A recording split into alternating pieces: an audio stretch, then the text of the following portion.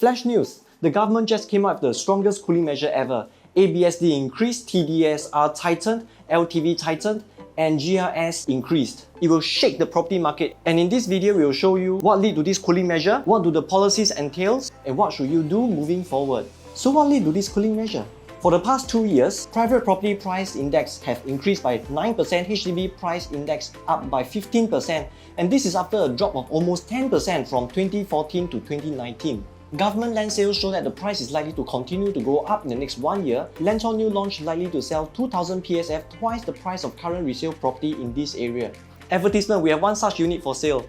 If you are interested, call this number. What do the policies entail? The ABSD for first-time buyers are not affected. Government do not wish to hurt home buyers, and this is actually good. ABSD for second property increased from 12 to 17% for Singapore citizen and 15 to 25% for PR. The message is clear. Properties are for home buyers and not for investors. This is, well, a good decision. But the unwanted effect is that for home upgraders, if you want to upgrade your house first, then sell current house, you are pinned down by stronger TDSR, ABSD, and still have your LTV, CPF minimum sum set aside to worry about. You are likely forced to sell first, then buy. If the mass majority of the people are forced to do the same thing, you can expect to see more stay extension and short-term lease because of this. Another bigger side effect is this. Think about this. A couple can only buy one HDB flat, but if they buy private properties, they can buy 2 private properties. So less people will like to keep the HDB and pay ABSD for second property, and more will sell HDB and buy private properties. In the longer term, the gap between HDB and private property price gap will increase over time. The next change is ABSD for third property greatly increased. The effect is less people will own third or more residential properties on paper. Another change, ABSD for foreigners increased from 20% to 30%.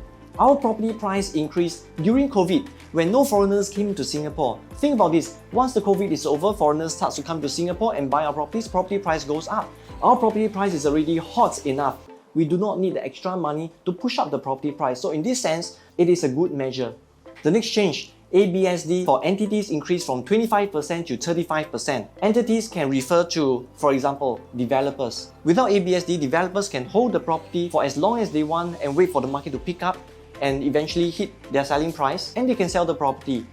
But with ABSD, developers have to sell within the 5 years period of time. With higher ABSD means that if the market drops, developers will be forced to lower their price in tandem with the market. They cannot hold the price and wait it out. It's too risky for them. As such, the developer price will be closer to the real market price, and this is good. The next change is TDSR lowered from 60% to 50%. This is interesting because the average income per couple is about $9.3 thousand. 55% TDSR means the government expects families to spend $4.2 thousand monthly on non-housing expenditure. But on another statistic, we are spending average of only 3.6K estimated per month, lower than the 4.2K mentioned before. So the reason behind the tightening of TDSR is more of a cooling measure, less of a financial prudence. The government will also roll out more government land sale GLS and roll out more BTO. We are squeezed into another en bloc craze. This will help to push the en bloc cycle. The impact from this GLS and BTO increase is great, but we need to look at the figures once it's out. So what should you do moving forward? If you're a landlord, consider increase your rents, but shortening your lease. People will still take up and this will increase your rental yield.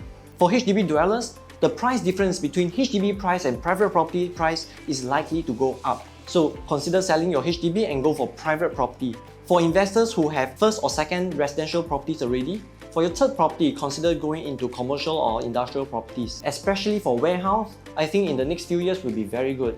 So with the ABSD increase for developers, the developer price will go in tandem with the property market. So in other words, the price can fall a little bit from time to time. So when you are buying a new launch, be very careful about the upside potential. Make sure that the property that you are buying have at least generally 3 upside potentials. Speak to us for advice on this.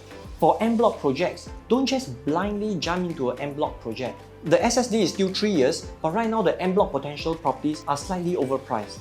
So that's all. This video is our personal view for educational purpose. If you have any thoughts, please share with us. I'm Andass of Pandas. We'll see you in our next video.